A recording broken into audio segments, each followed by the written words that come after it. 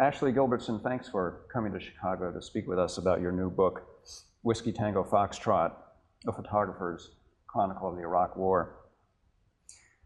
By the time of the American invasion of Iraq, you were already in the northern part of the country. How did you come to be there? I had been working for about 4 or 5 years on issues of refugees and displacement around the world, and that path naturally led me to northern Iraq, into Kurdistan, where at some point all of the people up there have been refugees, most recently in 1991. So I was there in 2002, and I went back in 2003 to actually see what sort of deal was struck with the Kurds this time. I mean, they were treated incredibly badly in 1991, and I wanted to try to bear witness to what actually took place this time. And upon arriving, I realized pretty quickly that there was a bigger story taking place than just what was happening up north. Did you know when you arrived that the Americans were coming? Yeah, I mean, Powell hadn't gone to the UN at this point, except it was pretty clear. There were special forces operating throughout the region. Now, you were 23 years old at the time, is that right? And had photographed refugees, but had not thought of yourself as a war photographer, is that right? Yeah, that's right. At that point in 2003, I had no intention and no interest in covering, war, people shooting at one another. I really didn't feel like it was my business, and it wasn't something that I necessarily wanted to explore. My business was to look at the civilians who were caught in the middle, to look at the refugees, and I felt that there were other photographers that could, very adequately cover the hostilities. But I think I covered issues around war for so long that then when the invasion actually did take place, I realized that I needed to try to understand why these men were shooting at each other and what that meant and what sort of feelings went with that. And I wanted to look at the root cause of why these, tens of thousands, hundreds of thousands of people are displaced in every single conflict that takes place around the world. You say in your book that your attitude to the invasion changed 180 degrees within a fairly short time. How so? Well, having worked in Iraq in 2002 and 2003, and exclusively with the Kurds, and hearing these horrible stories of what Saddam did to those people. I mean, the gas attacks in Halabja, the continued incursions over the Green Line, and these downtrodden people. I felt any way to get Saddam out of power was a good way. I didn't care who came in or why they came in or what pretense they had. I mean, I felt like back then the weapons of mass destruction argument, I mean, fine, if that's what they can all agree on, like, get Saddam out of power. That's all I cared about. But after the invasion actually took place, and we drove into Mosul one day, this is a cameraman and I, Mosul had weathered the invasion perfectly well, but it was the looting that actually destroyed the city. The entire city was on fire. There were just lines and lines of people looting palaces, looting UN warehouses. I mean, and it was then that you had, American soldiers and special forces driving by these banks and palaces that are being looted and destroyed by the Iraqis and not responding to it. And then the administration pipes up with stuff happens. I realized then, watching this absolute, depravity, that there was no plan. Had there been a plan, they would have stopped it. And that's when I turned around and thought I was wrong. I still felt there was hope at that point, but I felt like I was wrong. That's when I turned. After Mosul, you were in Saddam Hussein's hometown of Tikrit, and it was there that you took one of your most widely reproduced photographs of an American soldier sliding down a banister in a palace. Tell us about that picture. The slider, yeah. This Australian cameraman that I was traveling with, had got into Tikrit, and we found one of these palaces where all the Marines and Army had gathered after, the last major city in Iraq had fallen, and we were walking around trying to talk to them, and we were told pretty quickly by an officer that we weren't allowed to talk to the troops unless we were embedded press, which at that point was, still a big debate. So we walked around the palace for a while and didn't really get to talk to anybody. And, I started talking to one guy that I thought was a Marine, except, really overweight and dressed badly. Only to find out that he was a reporter and actually wasn't breaking the rules, like I thought I was. But in the palace, we found a couple of soldiers that were walking around, and they were happy to have us, accompany them. So we did, and, they used the elevator telephones and pretended to call home and took pictures of themselves with their rifles and the enormous ornate chandeliers, and then slid down the palace banisters. I mean, it was just a couple of kids playing around, You'd find it back here in the States, and you'd find it over there in Iraq when it was quiet like it was then. But the picture's kind of fascinating, though, because depending on who looks at it, you get a very different response. I mean, you have hawks look at it, and they'll say, it's us winning the war. And then you'll have doves look at it and say, we were so naive to even think we could go in there in the first place. Some of the first photographs in the New York Times that you took that got a lot of attention were those from Karbala in March '04. The war was a year old. You were covering the U.S. assault on the Mahdi army down there.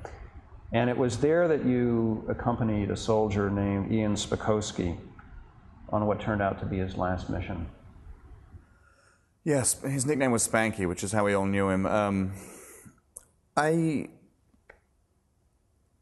We went out. I mean, every day was pretty much the same thing. You crowd into a Bradley or a 113, and they drop you off, and there's bullets and RPGs flying all over the place, and then you just run as fast as you possibly can and hope not to get hit.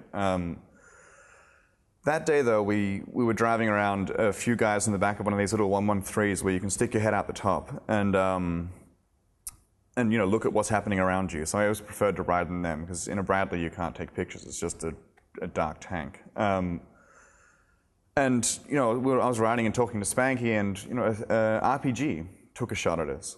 It went over the top, and Spanky jumped up and he's looking around for the RPG guy, for the team. And I took a picture of him that really showed this intensity in his eyes, like a very soldierly sort of way of looking at the situation around him, scanning, looking to find the guy to kill. And so of course he sat down, and I said, Spanky, how do I actually spell your name? I should know this, because I've been hanging out with Polish peacekeepers for the last couple of weeks, but I don't. So we sort of joked. I mean, he was a funny guy, and shortly afterwards, running across a little street from a hotel, when the Americans were taking cover, he got shot and died and bled to death. And there was something very, of course I've seen plenty of dead bodies, but this was really personal. It was the first time that I had laughed with the guy, and we had cracked jokes, and we had gone through this, and you don't need to have known people very well before they have died to be dramatically affected by it. And there was something that really humanized it to me.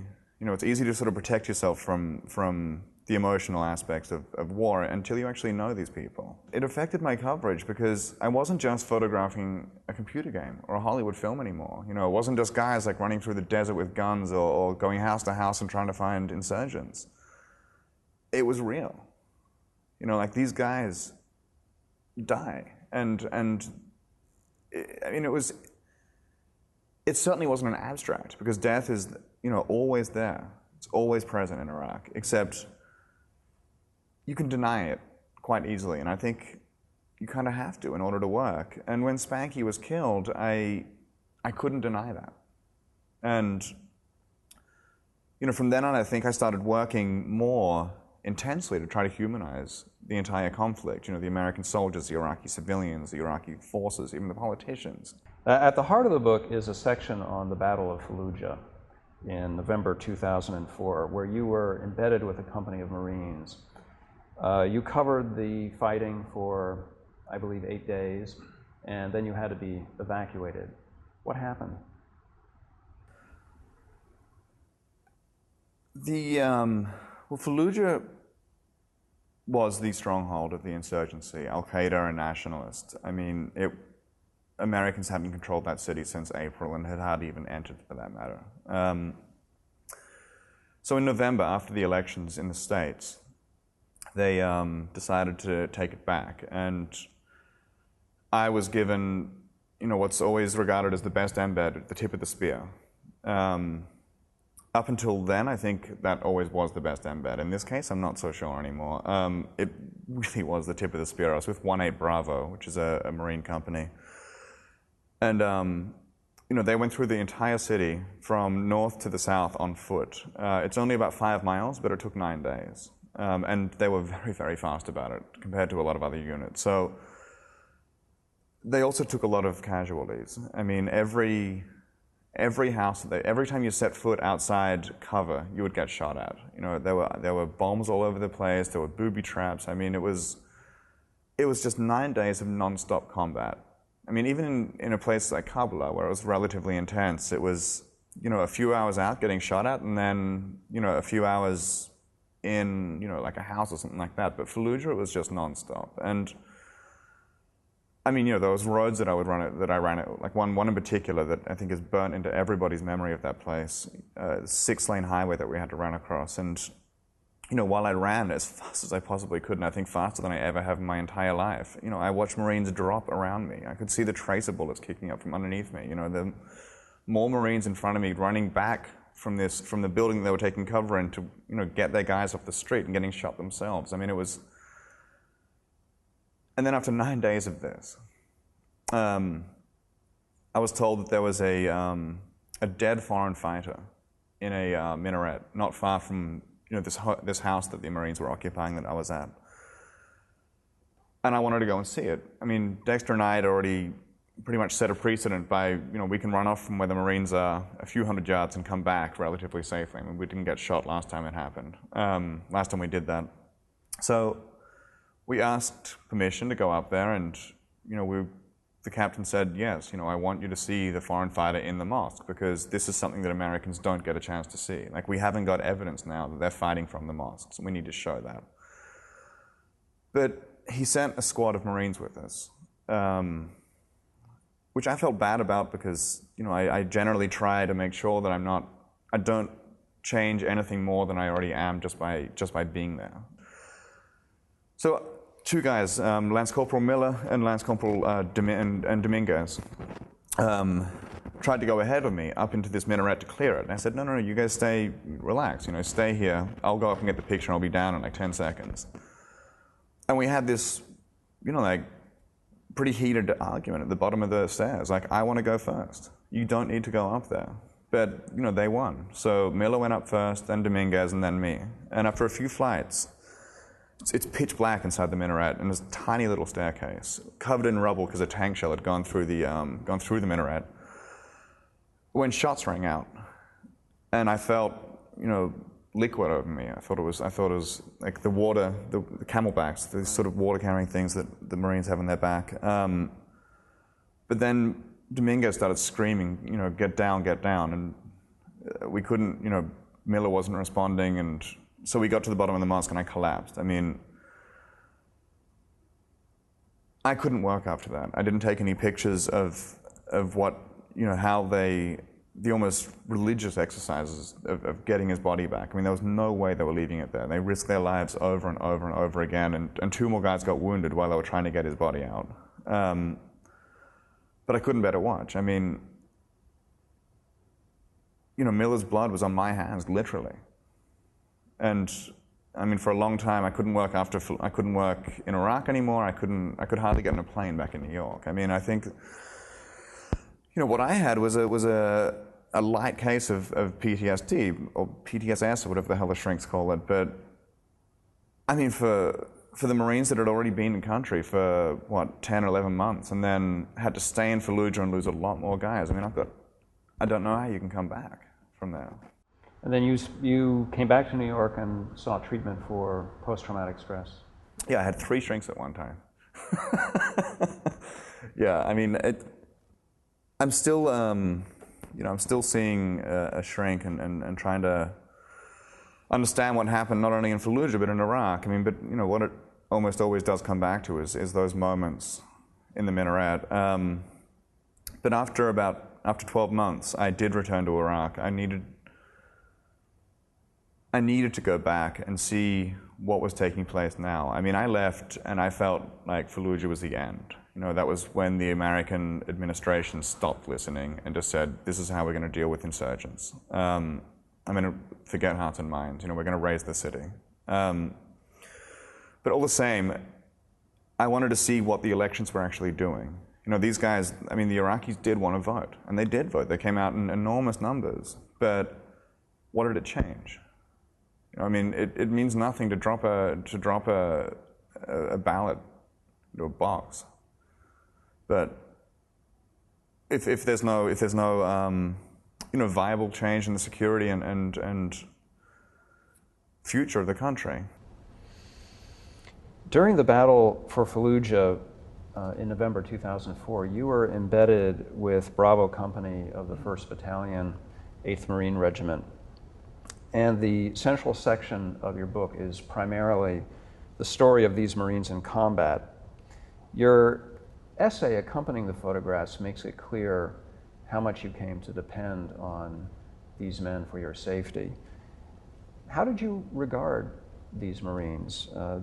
Do you feel you were able, in retrospect, to maintain your journalistic objectivity towards them? I think I was. I mean, I couldn't, there's no way I could have stepped foot in Fallujah without having been with them. I would have been killed on the spot. I mean, so I owe my life to them, you know, multiple times. You know, in fact, Miller actively took the lead in that minaret. I mean, knowing that it was going to be possibly incredibly dangerous, and he took the bullet. I mean, I owe my life to these guys. That said, I think it's still possible to be objective. I mean, as objective as you possibly can be. I don't entirely believe in objectivity. I mean, I think there's always something that, you know, you've got some interest in the situation. You're editing in the camera. You know, you're choosing to photograph this, except not that. I mean, there's always some subjectivity there. Except I could still look at them, I think, as a news story. You know, as a subject that I needed to photograph and document. I mean, I didn't shy away from photographing anything, and you know, these guys were professionals. They did their jobs, they did exactly what they were told to do, and they acted incredibly respectful to every single Iraqi that they met. I mean, they had lost, I mean, what, close to a dozen guys at this point, and they find a couple of detainees that are definitely insurgents, and they treat their wounds, they carefully put them into Amtraks. I mean, they're almost gentle with the guys.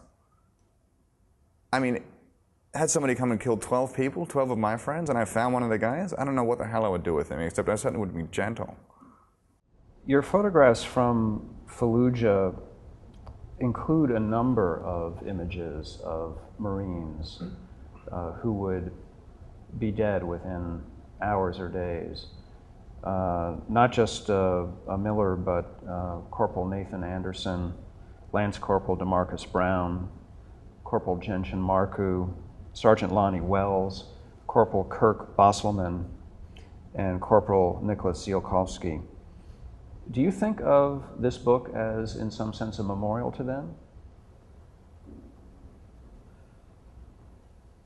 A memorial to them, and I think to the 4,000 other soldiers and hundreds of thousands of civilians that have been killed there. I mean, this is a testament to what war actually is. This is what foreign policy looks like from the ground up. I mean, when a decision is made in the Pentagon or in Washington or in Baghdad, like, this is how it actually affects people. I mean, you have, you know, countless numbers of dead, and how that affects the families back home. I mean, these, you know, it's the same thing as with Spanky. I mean, it's human and it's very real. Like, that number of 4,000 American soldiers, that's not just a number. I mean, you multiply that by 10, by 20, by 100. And that's how many people you're directly affecting by this war and by that man's death. And you start looking at the wounded. I mean, it's a memorial, but it's also a testament. And it's not just to those men. I mean, every single man and woman that I photographed, I mean, they all deserve this. And they all deserve to know, you know, for the Americans to see what what Iraq looks like and what their life is like there, you know, what we've gotten involved in. Is that where you thought you would end up as a photojournalist? Is that photojournalism? How do you mean? To think of your work as a testament in that way. Are we somehow beyond photojournalism? I think when my work appears in the New York Times, it's appearing as evidence, as an archive. But when I present the pictures in this book with the accompanying text, I think it becomes something more. I mean, something more than just photojournalism. I mean, this is a memoir, essentially. I mean, this is what I saw and what I felt. I mean, I haven't got, you know, like the timeline of exactly what happened and when, or exactly this or that. I mean, it's my responses. You know, it's what was going through my head, because I can't understand what happened in Iraq, what's happening in Iraq. The only thing that I can understand is what I saw. There's a photograph in your book of a severely wounded American soldier being loaded into a Black Hawk helicopter. Your caption tells us his name, Rudd Cronkite, and explains that he died in the hospital later the same day. How do you view the ethics of publishing a photograph like this? I think it's really important that we continue to photograph those types of things and publish those things. I mean, this is the reality of war. This is what war means. I mean, whether we control oil, whether we make money, whether we spend $1 billion a week, I mean, war is death. Photographers and reporters are being controlled by the Pentagon to stop photographing things like that. I mean, they're taking the death and destruction out of war. You know, I mean, so we're left with like a school opening or some good news story, as I like to say. I mean, Rudd was dying that day. He was completely naked on a stretcher. His head was bandaged up, and you know, yeah, he died later on in Baghdad in a hospital. I took his picture, I published it, and I would do the same thing again. It must be incredibly difficult for the family, but you know, I hope that in time they will understand that. And in fact, by chance, just a few weeks ago, I met his family in Arlington National Cemetery. I mean, I was really, really shocked. Because I think, I mean, it's not something I would shy away from, but it's something you want to kind of prepare for. But, you know, I introduced myself and introduced themselves to the Cronkites, and I said, you know, I want to apologize. I'm really sorry for the emotional trauma that seeing this photograph of your son must have caused. Except, you know, I really felt it was important. And you know, I turned to his father and I said, "You must want to throttle me," and he didn't say a word. I mean, he was visibly, I mean, furious. I left them. You know, we chatted for a while, and you know, his mother kept saying it was really, really hard seeing the picture, and every time she would close her eyes for the next few weeks, it was just that image, you know, of him in the stretcher going onto the helicopter. But about an hour later, I went back and I spoke to them, you know, some more, and his father told me that in fact you know, he's not angry that I took the picture, and he's happy. I mean, he's not happy, but he's appreciative of the fact that I did, because he said, if any policymaker sees that image and feels a fraction of what he felt when he saw it, then this war will stop. Well, you obviously didn't feel that the military's rules about embedding were too restrictive for you, but those rules have recently changed, haven't they? The rules for photographers. Yeah, dramatically. I up from 2003 through until the end of 2006, I believe, you are allowed to photograph and publish wounded and dead American soldiers. But you just have to abide by the rules, which is you wait until the family has been informed, and then the pictures can be published, which is, I mean, completely understandable, and we've always respected that. But they changed the rules so that now, in order to photograph or report on any casualty, you need to get prior written approval from soldiers. I don't think you need to have been in a war zone to guess that soldiers are pretty superstitious. And you probably don't need to have been in a war zone to imagine what it would be like standing in front of 150 men before they go out on a mission and asking them to sign a release form that said it's okay to photograph them if they're wounded. Not going to happen. It's not going to happen. I mean, this war is being completely gentrified. What would you say is the future of photojournalism in the Iraq War? It's becoming harder and harder by the day to accurately cover the war. It's easy to go there and hang out in chow halls and photograph soldiers eating, or even people out in patrol, but the story has changed. I mean, Iraq is in the grips of a civil war today, and we nor the Iraqi press have really got access to that. There are no embed programs with the Sunni insurgency or the death squads. I mean, and everybody who's involved in the civil war is trying to hide what they're doing because they're all somehow related to either other governments or, the Baghdad government. I mean, there's a lot to hide there, and that does not lend itself to photography at all. We can still embed with American troops, and that will give us some window into what's happening on the streets, except, I mean, the story really is, Shiite on Sunni violence, and the only access that we have to that is corpses on the street. We don't get to see the fights, we don't get to see the executions unless Al-Qaeda releases a video on the internet. I mean, the future of photography and reporting, for that matter, is bleak, at best. I mean, even the Iraqis who go out and do, the most brave and dangerous work are getting killed, whether it's by Iraqis or by Americans. Or imprisoned. It's just so phenomenally dangerous. It's completely off the charts. And that's impeding on the reporting, on the quality of reporting coming from Iraq. I think it's very, very hard to have an idea, and particularly a visual idea of what's taking place there.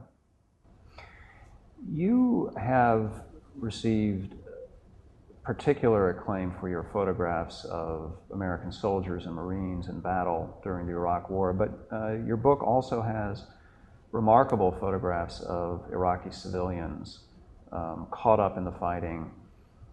Could you say something about how you think of photographing civilians in this war? It's actually really difficult. Especially outside of Kurdistan. In Kurdistan, they have a kind of free press, so they understand what the role of reporters and photographers are as far as objectivity goes. But Iraqis under Saddam, for 20 years, would only get to see and read state-controlled media. If there was an Iraqi reporter around, he worked for the government. So when Iraqi civilians, from the get-go, would see an American reporter, he is immediately labeled a spy, because they're from the American state-controlled media, which means we're CIA.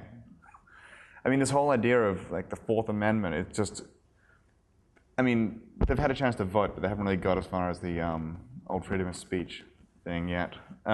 It's completely alien that we could be separate from the government. That makes it incredibly dangerous and incredibly difficult because nobody will trust you. I went out on some days and I asked Iraqis what they thought about this or what they thought about that, and they would give me the response as though it was Donald Rumsfeld. They didn't realize that they could speak openly and freely, and it really would take a lot of cups of tea, half a packet of cigarettes, and then finally you're actually talking as though you've known each other for quite some time, and there's a tiny, tiny bit of trust there. And that was in the beginning. Now, for those that might trust us, they kind of see us as useless.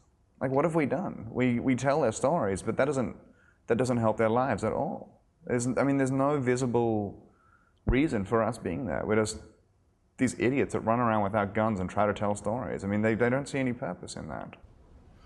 Well, for all that, you do have some very telling photographs of civilians in this book. Is there one particular image that to you encapsulates the experience of the Iraqi population?